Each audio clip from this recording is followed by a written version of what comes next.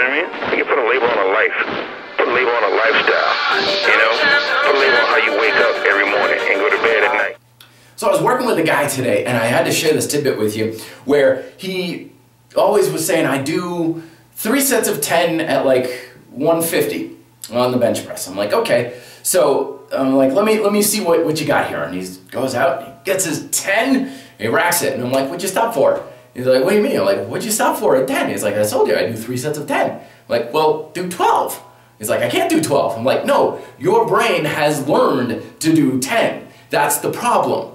When the brain is reactive, most of the time when we are doing our workouts, we are reactive with our thoughts rather than proactive. Okay, the muscle use that we have. Someone jumps up on the pull-up bar and they're reactive to what muscles are turning on. If they're used to using their biceps turn on. If they're not used to using their rear deltoids, which is very common with pull-ups, they don't really kick on all that much.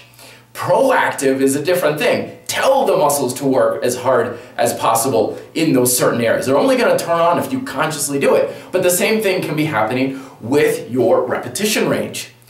You do 10 reps of 10 pull-ups or whatever like that, and your brain gets used to saying, okay, I'm done at that repetition range. It feels a certain level of fatigue, a certain level of burn in the muscles, and it says, oh, there I am, I've reached that little point, I'm done. And the more you do it on a habitual pattern, the more you reinforce this is your stopping point.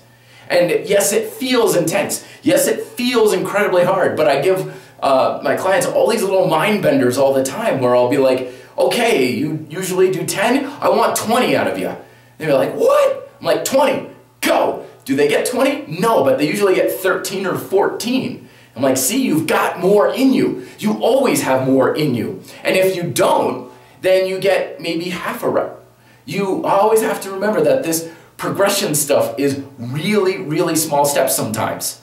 Like, oh, I've only got 8 push-ups or 8 pull-ups. Okay, so get 8 and 1/8 of a pull-up. So you get your last one, and then, yeah, okay, and then the next day or next workout, maybe a couple inches higher.